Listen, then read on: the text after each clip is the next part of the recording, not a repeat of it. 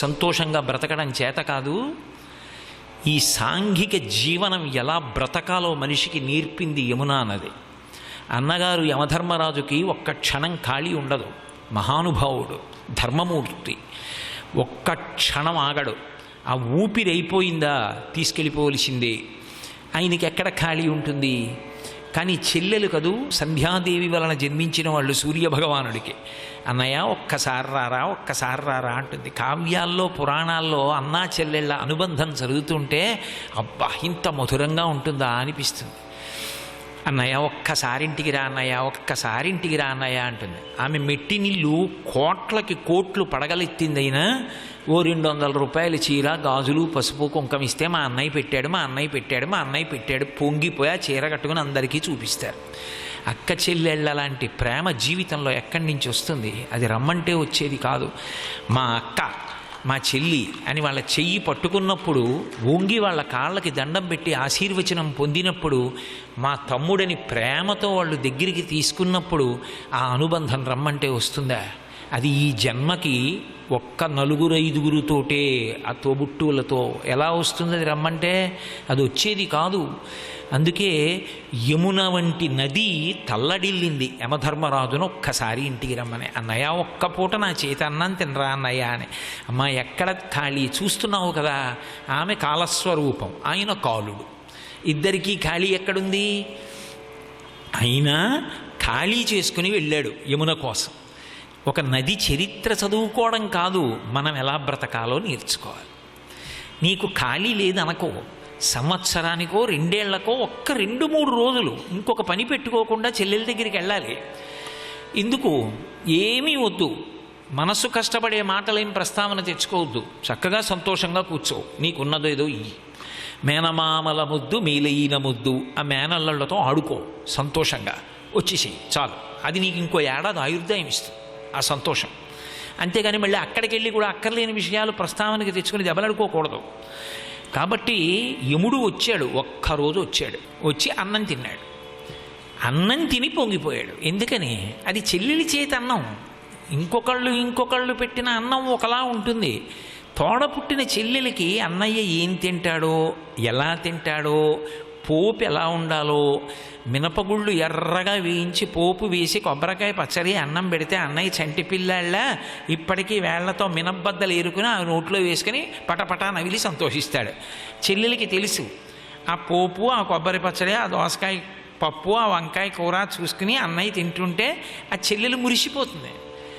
చిన్నప్పటి నుంచి మా అన్నయ్యకి ఇష్టం అండి అని పొంగిపోతుంది. ఎక్కడి నుంచి వస్తుంది ఆ ప్రేమ? రమ్మంటే కోట్లు పోస్తే వస్తుందా? రాదు. అందుకే భోజనం చేశాడు మురిసిపోయి. పసుపు కుంకాలు ఇచ్చాడు, గాజులు ఇచ్చాడు. చెల్లి ఏం కావాలన్నాడు. లోకం కోసం అడిగింది, తన కోసం అడగలేదు. బహుశः మనందరికీ అన్నంత పెద్ద మాట నేను వాడను. మీరందరూ చక్కగా అన్నదమ్ములు, అక్క చెల్లెళ్ళుతో కలిసి ఉన్నవాళ్ళు. మీ మీద ఎందుకు పెట్టాలి? నా బోటి దుర్మార్గుడు ఎవడైనా ఉంటే అలా కలిసి ఉండని వాడు, అలాంటి వాడికి బుద్ధి చెప్పడానికి ఓ మాట అడిగింది. ఆవిడంది, ఒక్కసారైనా ఈ తిథి నాడు యమున ఇంటికి యముడు వెళ్ళాడు అని జ్ఞాపకం పెట్టుకుని అన్నయ్యని ఇంటికి పిలిచి, లేదా తోడపుట్టినవాణ్ణి పట్టెడు అన్నం పెట్టి సంతోషంగా పంపించినటువంటి చెల్లెలు ఎక్కడుంటుందో ఆ చెల్లెలు ఎప్పటికీ పుణ్యవతిగా ఉండేట్టుగా అనుగ్రహించన్నయ్యా. ఆమె భర్తని తీసుకెళ్ళక ఆయనకన్నా ముందది. అమ్మాయి ఎంత మంచి కోరిక కోరావమ్మా, నువ్వు అడిగావు కాబట్టి వరం ఇస్తున్నానమ్మా, తీసుకెళ్ళను. అలా అన్నదమ్ముండి పిలిచి అన్నం పెడితే చాలు, తీసుకెళ్ళనమ్మా. ఇవాళ నీకు నేను ఎలా పసుపు కుంకాలు తెచ్చానో అలా ఆ ఇంట అన్నం తిన్న కారణానికి ఆ ఇంట ఆమె యొక్క భర్త వెళ్ళిపోకుండా, ఆమె కన్నా ముందు ఆయన వెళ్లకుండా, వెళ్ళిపోవడం అన్నది తథ్యం వెళ్ళాలి, కానీ ఆయన చేతిలో ఆవిడ తప్ప ఆయన కన్నా ముందు, ఆవిడ కన్నా ముందు ఆయన వెళ్ళడు. అమ్మా నేను వరం ఇస్తున్నానన్నాడు. పాతకములు మహాప్రమాదమైనటువంటివి. అటువంటి పాతకాన్ని కూడా ఎవరు తీయగలరు అంటే నర్మదా నది తీస్తుంది. అందుకే నమస్సమస్త పాతకారి అని, అటువంటి పాతకములకు అరి అంటే శత్రువు. ఎలా? వెళ్ళి స్నానం చేస్తే కాదుట, నర్మదా నది ఒడ్డున నిలబడి ఒక్కసారి నర్మదా నది ప్రవాహం వంక చూసి ఒక్క నమస్కారం చేసి వచ్చేస్తే చాలు. ఇంత తేలికగా ఇంత గొప్ప అనుభవాన్ని ఇవ్వగలిగినది ఎవరు అంటే ఒక్క నర్మదా నది సృష్టిలో. అందుకే నర్మదయే. అందుకే ఆవిడికి సోమోద్భవ అని ఒక పేరు. సోముడు అంటే శివుడు, సోమోద్భవ అంటే పరమశివుడి నుంచి ఉద్భవించింది. అలాగే మేఖల కన్యక అని ఒక పేరు. మేఖల అంటే పర్వతం, ఆ పర్వతంలోంచి పుట్టింది కాబట్టి మేఖల కన్యక అని ఒక పేరు. రేవా ఉత్తుంగ తరంగములతో ఆనందంతో తాండవం చేస్తూ వెడుతుంది, అందుకని రేవా అని ఒక పేరు. ఇన్ని పేర్లతో పిలవబడుతూ ఉంటుంది. అటువంటి నర్మదా నది కేవలం చూసినంత మాత్రం చేత నమస్సమస్త దారితాపదాచలం. ఒకసారి నర్మద దగ్గరికి వెళ్ళి స్నానం చేసినా నమస్కారం చేసినా, ఇప్పుడు ఇక్కడ ఈ క్షణంలో నర్మదా నది గురించి విని నమస్కారం చేసినా పాతకములను తొలగించగలదు. ఇది ఎవరిస్తున్న భయం? శంకర భగవత్పాదులు, నేను కాదు. కాదుట ఇంకొక గొప్ప శక్తి ఉంది. అందుకే శంకర భగవత్పాదులు ఒక మాట అన్నారు, బ్రహ్మ విష్ణు మహేశ్వరులను కూడా కాపాడగలిగినది నర్మదయే అన్నారు. నర్మద ఎంత శక్తివంతురాలంటే త్రిమూర్తులను కాపాడుతుంది. వాళ్ళు కూడా రక్షణ పొందాలని ఎప్పుడైనా అనుకుంటే, అధిక తేజస్సు కావాలి అనుకుంటే నర్మదని ప్రార్థన చేస్తారట. అంత గొప్ప నది. అటువంటి నది ఉన్న భారతదేశంలో పుట్టడం మన అదృష్టం. అందుకే ప్రపంచానికి పూజ గది ఏది అంటే భారతదేశం. భారతదేశంలో మనం పుట్టడం, ఇక్కడ మనం చక్కగా ఈశ్వరారాధన చేసుకోగలగడం మన అదృష్టం. ఇంట్లో అందరూ సంతోషంగా ఉండాలంటే ఒక్క పూజ గదిలో జాగ్రత్తగా ఈశ్వరుణ్ణి అనుష్ఠానం చేస్తే చాలు, ఇల్లంతా సంతోషంగా ఉంటుంది. అలాగే భారతదేశం ఒక్క చోట అన్ని కార్యాలు జరుగుతుంటే చాలు, ప్రపంచం అంతా సంతోషంగా ఉంటుంది. ప్రపంచానికి పూజ గది భారతదేశం. అటువంటి భారతదేశంలో ఉన్నటువంటి నర్మదా నది ఏమివ్వగలదు అంటే నమస్సమస్తపాతకారిదారి తాపదాచలం. ఆపదలను పోగొడుతుంది.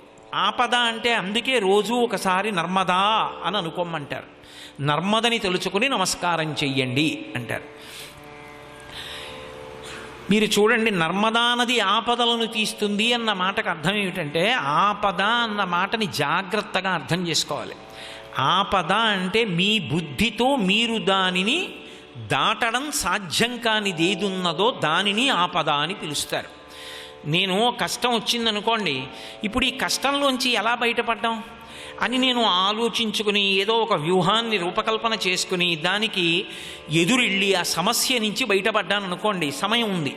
ఆపద అంటే అలా మీకు ఆలోచించుకోవడానికి కానీ మీ దగ్గర ఉన్న ఏ ఉపకరణం కానీ మిమ్మల్ని రక్షించడానికి సాధనములు కావు.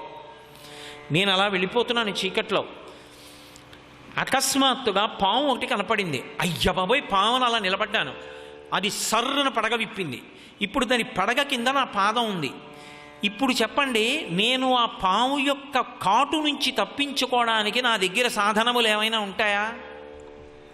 నర్మదా నది ఒకటే సాధనం. నర్మద పేరు చెప్తే పాము పడగ విప్పింది కూడా వెళ్ళిపోతుందంటారు. నర్మదా నది ఆపదని తీస్తుంది. ఆపద అంటే అది. పాము పడగ విప్పి ఇలా నించుంది. ఇప్పుడు నా కాలు అక్కడే ఉంది. పాము కొట్టాలి అనుకుంటే కొట్టేస్తుంది, కానీ నేనేం చేయలేనప్పుడు.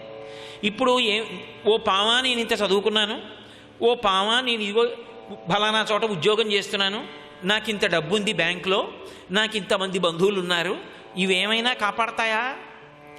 మీ బుద్ధి చేత మిమ్మల్ని మీరు రక్షించుకోలేరు. అటువంటి ఆపద వస్తోందని కూడా తెలియదు మనకి. కాలంలో వస్తుంది ఆపద. పరమేశ్వరుడు చేసిన పాపాలకి ఫలితంగా ఆపదనిస్తాడు. అందుకే వ్యాసుడు దేవీ భాగవతంలో ఒక మాట అంటాడు, మనం కాలోహి బలవాన్ కర్త సతతం సుఖదుఃఖయోహో నరాణం పరతంత్రాణం పుణ్యపాపానుయోగత అంటాడు. మనం పుణ్యపాపములు ఎప్పుడో చేశాం, ఆ చేసినటువంటి పుణ్యపాపముల యొక్క ఫలితమే ఇప్పుడు సుఖదుఖాల రూపంలో వస్తోంది. మనం ఆ కాలమునకు పరతంత్రులం. మనం కాలాన్ని తప్పించుకోలేము. తప్పించగలిగిన వాడు పరమేశ్వరుడు ఒక్కడే. ఆపద గడువంబెట్టను అంటాడు ధర్మరాజు గారు మహాభారతంలో. నిన్ను చూపే చనియ మహాత్మా అంటాడు కృష్ణుణ్ణి. ఆపద తీయగలిగిన వాడెవరంటే ఒక్క భగవంతుడే ఆపద తీయగలడు. ఈ ఆపద అన్న మాట గురించి భాగవతంలో భీష్మాచార్యుల వారు ఒక అద్భుతమైన పద్యం చెప్పాడు. ఆయన అపశయ్య మీద ఉన్నాడు. రాత్రికి రాత్రి కురుక్షేత్ర యుద్ధం అంతా అయిపోయి ఇక ధర్మరాజు గారే రాజు, దుర్యోధనుడు పడిపోయాడు. అటువంటప్పుడు రాత్రికి రాత్రి అశ్వత్థామ వచ్చి విశేషమైనటువంటి ఉన్మాదాన్ని పొంది ఉపపాండవులందరి యొక్క కుత్తుకలు పోయించాడు. 5 ఉపపాండవులు చచ్చిపోయారు. ఈ వార్త పట్టుకెళ్ళి భీష్మాచార్యుల వారికి చెప్పారు. అంటే భీష్ముడు అన్నాడు, అంపశయ్య మీద పడుకుని, మహాజ్ఞాని గదు. ఆయన అన్నాడు, రాజట ధర్మజుండు, సురరాజసుతుండట ధన్వి, శాత్రవోద్వేజకమైన గాంధీవము విల్లుయట, సారథి సర్వభద్ర సంయోజకుడైన చక్రియట, ఉగ్రగదాధరుండు భీముడయ్యాజికి తోడువచ్చునట, ఆపద కల్గుటకేమి చిత్రమో అన్నాడు. ఏమి ధర్మరాజు? రాజట ధర్మజుండు, దుర్యోధనుడు లేడు, సైన్యమంతా పడిపోయింది, శత్రువులు, ధర్మరాజు గారే రాజు. పైగా సురరాజసుతుండట ధన్వి, ఇంద్రుడి కొడుకు అర్జునుడు ధనస్సు పట్టుకుని ఉంటాడు ఎప్పుడు. ఏం ధనస్సు? శాస్త్రవోద్వేజకమైన గాంధీవము విల్లుయట, శత్రువులకి దాని టంకారం వినపడితే చాలు నెత్తురు కొక్కుకుంటారు, అటువంటి గాంధీవం అర్జునుడికి విల్లు. సారథి సర్వభద్ర సంయోజకుడైన కృష్ణుడట, అందరినీ రక్షించగలిగిన కృష్ణ పరమాత్మ వాళ్ళకి సారథి. ఉగ్రగదాధరుండు భీముడయ్యాజికి తోడువచ్చునట, ఎప్పుడు ఉగ్రంగా గద పట్టుకుని గిరగిర తిప్పుతూ వచ్చేటటువంటి భీమసేనుడు పక్కనుంటాడు. ఇంతమంది ఉండగా 5 పాండవుల యొక్క కొడుకులు ఒక్క రాత్రే చచ్చిపోయారు అంటే ఆపద కల్గుటకి ఏమి చిత్రమో. తమని తాము రక్షించుకోలేకపోయారు. మరి పాండవులు ఎందుకు చచ్చిపోలేదు? నిద్దట్లో వాళ్ళని కుత్తుకులు ఎందుకు కోసేయలే? కృష్ణ పరమాత్మ ఏదో మిష పెట్టి ఆ రోజు 5 దూరంగా తీసుకెళ్ళిపోయాడు. లేరక్కడ. ఆయన అనుగ్రహం 5 ఎందుంది, బతికిపోయారు. వాళ్ళ పిల్లల ఎందు లేదు, వెళ్ళిపోయారు. ఆపద కల్గుటకేమి చిత్రమో. భగవంతుడు ఒక్కడే రక్షించగలిగినవాడు. ఆ భగవత్ శక్తికి ప్రతీక ఎవరు అంటే నర్మద. అందుకే నమస్సమస్తపాతకారి దారికాపదాచలం అని. ఆవిడ దారితాపదాచలం, ఆపదలను తొలగిస్తుంది. కాలంలో ఎప్పుడో ఏదో ఆపద రాబోతోంది. ఆ ఆపద రాకుండా ఆపదని పోగొట్టి దాని స్థానంలో సుఖాన్ని ఇచ్చేస్తుంది. ఆపద తీసిందని మీకు తెలియదు, ఆపద స్థానంలో సుఖాన్ని పెట్టిందని మీకు తెలియదు. వెళ్ళి చేసింది ఏమిటంటే నర్మదా ప్రవాహం వంక చూసి ఓ నమస్కారం పెట్టారంతే. అందుకే రామాచార్యులు గారు చాలా కష్టపడి నర్మదా నది జలాల్ని కూడా తెచ్చి అక్కడ కలశలో పెట్టారు. పెట్టి ఆ కలశకి అమ్మవారిగా అలంకారం చేశారు. అందరూ చూస్తూ సంతోషించాలని, ఆ దర్శనం పొందాలని అధిష్టాన దేవతా రూపాన్ని ఇక్కడికి తీసుకొచ్చి నించోబెట్టారు మహానుభావుడు. కాబట్టి ఆపదలను పోగొట్టగలిగినటువంటి శక్తి ఎవరి యందున్నది అంటే నర్మదా నది యందున్నది. ఆ నర్మదా నది స్మరణము, నర్మదా స్నానము, నర్మదా నది యొక్క దర్శనము అంత గొప్పవై ఉంటాయి. కాబట్టి అటువంటి నర్మదా నది యొక్క దర్శనాన్ని కానీ, ఆవిడ స్తోత్రాన్ని కానీ, ఆవిడ యొక్క స్నానాన్ని కానీ మనుష్య జన్మ ఎత్తినటువంటి వాడు ఉపేక్షించవలసినటువంటిది కాదు. తప్పకుండా అటువంటి అనుగ్రహాన్ని ప్రతివాడు పొందవలసినదే. ఆ నది గొప్పతనం ఎక్కడున్నది అంటే ఒకనాడు ఉండి ఒకనాడు వెళ్ళిపోయేది కాదు నర్మదా నది.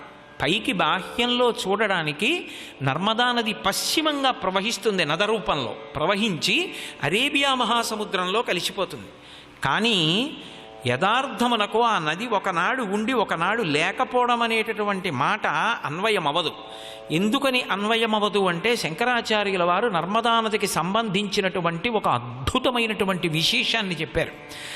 జగల్ల ఏ మహాభయే మృకండు సూను హర్యదే తదీయ పాద పంకజం నమామి దేవి నర్మదే అన్నారు. దేవి అంటే దివ్, క్రీడించున్నది. ఆమె ఏమైనా ఇవ్వగలరు, ఏమైనా తీయగలరు. అటువంటి తల్లి నీ పాదములకు నమస్కరించుచున్నాను.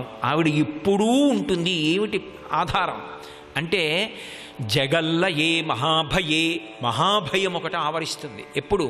ప్రళయ జలముల చేత నిండిపోతుంది లోకం అంతా. సమస్త భూతములు హాహారవములు చేస్తాయిటప్పుడు. లోకంబులు లోకేశులు లోకస్తులు తెగిన తుది అలోకంబకు పెంజీకటి కావల యవ్వండే కకృతి వెలుగు అతని నేసి వింటున్నంటారు పోతన గారు. ఈ లోకాలు, లోకస్తులు, లోకేశులు అన్నీ మడిసిపోయి సూర్యచంద్రుల యొక్క గమనం ఆగిపోయి కటిక చీకటి ఆవరించి ప్రళయజలముల చేత మహాప్రళయంలో ఈ లోకమంతా నిండిపోతుంది. అప్పుడు ఇంకా భూమి ఇవి ఏమీ కనపడవు, ఏమీ ప్రాణిజాతం ఉండదు. ఒక్క మృకండు సూనుహర్మ్యదే, ఒక్క మృకండు మహర్షి కుమారుడైన మార్కండేయుడిది దీర్ఘాయుష్. ఆయన ఒక్కడే మిగిలిపోతాడు. ఆయనకి అప్పుడు విష్ణు దర్శనం ఎక్కడైంది అంటే నర్మదా నదీ జలములలోనే అయింది. ఆయన ఒక్కడే నదీ జలాలలో కటిక చీకట్లో వెడితే ఒక రావి ఆకు మీద పడుకుని కృష్ణ పరమాత్మ దర్శనమిచ్చారు. అందుకే కరారవిందేన పదారవిందం ముఖారవిందే వినివేశయంతం వటస్య పత్రస్య పుటేశయానం బాలం ముకుందం మనసాస్మరామి అంటాడు లీలాశకుడు కృష్ణకర్ణామృతంలో. అప్పుడు ఒక రావి ఆకు మీద పడుకుని ప్రళయ జలాల మీద తేలుతున్నాడు ఆయన.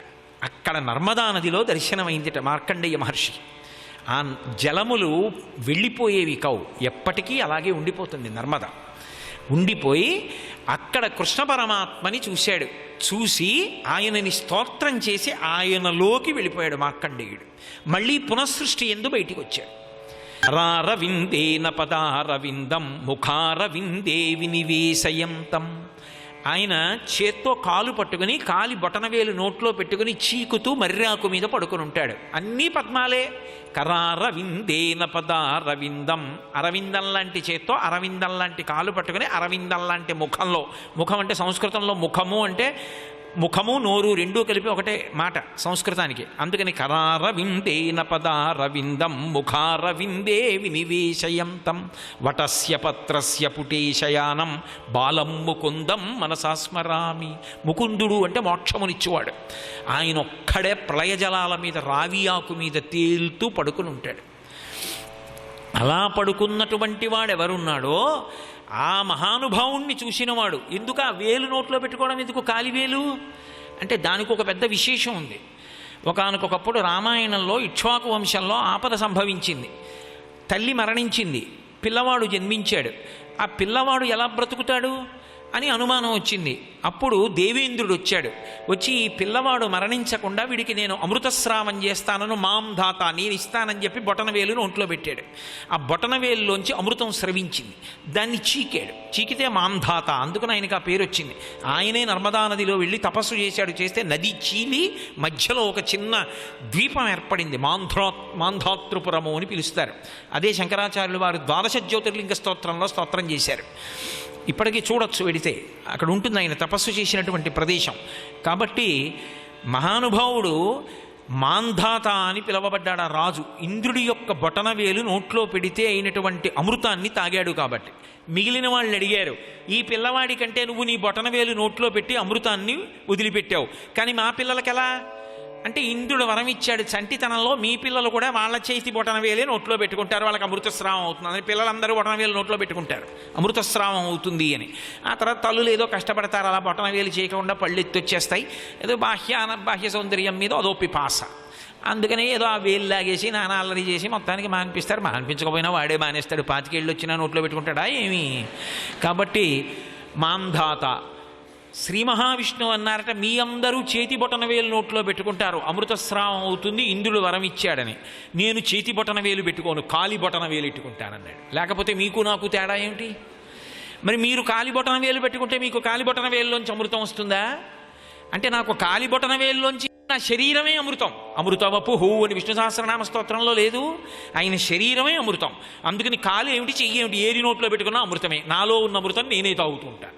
శంకరుడు చూడండి, ఇలా 2 చేతులతో చంద్రుడి నుంచి పడుతున్నటువంటి సుధా ఆ ప్రవాహాన్ని ఇలా పట్టుకుని తన నెత్తి మీద పోసుకుంటూ ఉంటాడు, మళ్ళీ ఇలా పట్టుకుంటుంటాడు. మాకు రాజమండ్రిలో గోదావరి తీరంలో అటువంటి అద్భుత మూర్తి ఒకటి ఉంటుంది. 4 చేతులు ఉంటాయి, 2 చేతులతో ఇలా పోసుకుంటూ ఉంటాడు, 2 చేతులతో పట్టుకుంటూ ఉంటాడు. ధవళవపుషమిందోర్మండలే సన్నివిష్టం భుజగవలయహారం భస్మదిగ్ధాంగమీశం అని. అలా కాలి బొటనవేలు నోటిలో పెట్టుకుని చీకుతూ ఉన్నటువంటి ముకుందుడైనటువంటి చిన్ని కృష్ణుడు ప్రళయజలముల మీద ఆకు మీద తేలుతూ ఉండగా దర్శనం చేసినటువంటిది జగల్లయే మహాభయే మృకండు సూనుహర్మ్యదే తదీయ పాద పంకజం నమామి దేవి హర్మ్యదే నర్మదే అంటారు. ఓ నర్మదా, నీ యొక్క పాదములకు దేవి నమస్కరించుచున్నాను. అంత గొప్ప నది నర్మద. అటువంటి నర్మద ఎంత విశేషమైనటువంటి స్థితిని పొంది ఉంటుంది అంటే, ఎప్పుడు చూసినా కూడా ఈ మాంసనేత్రముతేత చూడగలిగినటువంటి యోగ్యత ఉంటే, అటువంటి తపశ్శక్తిని పొందినవాడైతే ఆ దేవతల యొక్క దర్శనాన్ని కూడా పొందగలడు నర్మదా ఒడ్డున అంటారు. అందుకే నర్మదా తీరంలోకి వెడితే ఇంతమంది దేవతలు తొక్కిన గడ్డని తొక్కుతాడు అని. ఆ తొక్కడానికి ఒక ప్రాధాన్యత ఉంటుంది. మళ్ళీ ఎప్పుడైనా పిల్లలకి ఏమైనా గండాలు పొడసూపి ఉన్నాయనుకోండి, దేని చేత పోతుంది అంటే మహాత్ములు తొక్కిన గడ్డని తొక్కితే పోతుంది. అందుకే యశోద భాగవతంలో ఒక మాట అంటుంది, గత జన్మంబుల నేమి చేసితిమో యాగశ్రేణులేమేమి చేసితిమో ఎవ్వరికేమి పెట్టితిమో ఏ సిద్ధాశ్రమమునం త్రొక్కితిమో ఏ పుణ్యారతిన్ పొద్దుపుచ్చితిమో ఇప్పుడు చూడగంటి మిజటన్ కృష్ణార్భకున్ నిర్భయున్ అంటుంది. దేవతలందరూ కూడా తిరుగుతుంటారట. ఒక్క దేవతలు కాదు, అలక్ష లక్ష కిన్న రామ రాసురాది పూజితం అంటారు శంకరాచార్యుల వారు. ఎంతమంది అంటే లక్షలకి లక్షలు కిన్నరులతో సహా. కిన్నరులు అంటే వాళ్ళు ఆ కిన్నరులు కింపురుషులు అని ఇద్దరు ఉంటారు. గుర్రం ముఖం కలిగి మనుష్య శరీరాన్ని పొంది ఉంటారు. ఆ కిన్నరులు తిరుగుతూ ఉంటారట. వాళ్ళు కొంచెం ఉగ్రరూపాలతో తిరుగుతారు అని శాస్త్రవాక్కు. అటువంటి కిన్నరులతో మొదలుపెట్టి అలక్ష లక్ష కిన్న రామ రాసురాది పూజితం, దేవతలు రాక్షసులు అందరూ కూడా వచ్చి ఎక్కడ పూజ చేస్తారు అంటే నర్మదా నది ఒడ్డున చేస్తూ ఉంటారు. నర్మదా నది సాక్షాత్ పరబ్రహ్మస్వరూపం. రాక్షసులు ఎవరి పిల్లలండి, పిశాచాలు ఎవరి పిల్లలండి అన్నారనుకోండి, అవి మాత్రం దేవుళ్ళ పిల్లలు కారండి అనరు. అవి కూడా ఈశ్వరుడి పిల్లలే. లోకంలో ఆయనే తండ్రి. నాకు 10 మంది కొడుకులు ఉన్నారనుకోండి, 90 ఐఏఎస్లు ఐపీఎస్లు ఐఎఫ్ఎస్లు ఐఆర్ఎస్లు ఎండీలు ఇంజనీర్లు అయ్యి ఒకడు జేబు దొంగ అయితే వాడు నా కొడుకు కాదనడానికి వీల్లేదు, వాడు నా కొడుకే. అలా పిశాచాలు ఉగ్రభూతాలు కూడా ఎవరి పిల్లలు అంటే పరమేశ్వరుడు యొక్క పిల్లలే. సృష్టిలో భయం ఎక్కడి నుంచి వస్తుంది అంటే భగవంతుడిలోంచే వస్తుంది. భయం ఎవరి వల్ల పోతుంది అంటే భగవంతుడి వల్లే పోతుంది. భయనాశన. అటువంటి పరమేశ్వరుడు ఎవరున్నాడో ఆయనకి తుల్యంగా నిలబడగలిగిన నది ఏది అంటే నర్మదా నది. అందుకే అలక్ష లక్ష కిన్న రామ రాసురాది పూజితం సులక్ష నీర తీర లక్ష ధీరపక్షి కూజితం. అసలుట నర్మదా నది ఒడ్డున ఉండేటటువంటి చెట్లు కొన్ని వేల సంవత్సరాల నుంచి పెరిగినటువంటి చెట్లు ఉంటాయిట. ఇప్పటికీ ఇవి ఏదో అసంబద్ధమైన వాక్యములు అని మీరు అనుకోకండి. నేను మొన్న నైమిషారణ్యం వెళ్ళాం. నైమిషారణ్యం వెళ్ళి నైమిషారణ్యం యొక్క శోభ చూడాలి అంటే అస్తమానం కారేసుకుని ఏదో రోడ్డున్న దగ్గర చేపెడితే నైమిషారణ్యం శోభ ఏం కనబడుతుంది? కొంత దూరం పాదచారి అయి అరణ్యంలో తిరిగితే చూడాలి అసలు నైమిషారణ్యం యొక్క శోభ ఏమిటో. ఇప్పటికీ మహర్షులు ప్రచ్ఛన్న రూపాల్లో తిరుగుతారు. తెల్లవారుజామున బయలుదేరి కొంత దూరం అందరం భగవన్నామని చెప్పుకుంటూ నైమిషారణ్యంలో కాలినడకన వెళ్ళాం. అయోధ్య అని ఎప్పటిదో అద్భుతమైన రామాలయం, గోమతి ప్రవహిస్తుంటుంది. అక్కడ ఒక పురాతన శివాలయం, పానవట్టం మీద పాము పడుకుని ఉంటుంది చిత్రరూపంలో. అసలు చూసి తీరాలి. దాని ముందున్న మర్రి చెట్టు ఉంటుంది. ఎన్ని వేల సంవత్సరాల్లో ఆ కాలినడకన వెడుతున్నప్పుడు మాకు ఒక అద్భుతమైనటువంటి చెట్టు కనపడింది. 5 చెట్లు కలిపి ఒకటే చెట్టు. దాని మాన్ ఎంత ఉంటుందో తెలుసా? ఒక 10 మంది కలిసి చెయ్యి పట్టుకొని కౌగిలించుకుందామంటే సరిపోదా మాను. 5 చెట్లు, ఒకటి కాదు. నాకు సరిగ్గా జ్ఞాపకం ఉంటే అందులోనే రావి చెట్టు, అందులో మర్రి చెట్టు, అందులో వేప చెట్టు, అందులో మామిడి చెట్టు, ఆ పైన ఒక పువ్వులు పూసే చెట్టు. 5 చెట్లు కలిపి ఒకటే చెట్టు. మీరిక్కడ నిలబడితే దాని కొమ్మలు అక్కడకుంటాయి. అంత దూరం వరకు వ్యాప్తి చెంది ఉంటాయి. సర్వం శ్రీ ఉమామహేశ్వర పరబ్రహ్మార్పణమస్తు. స్వస్తి.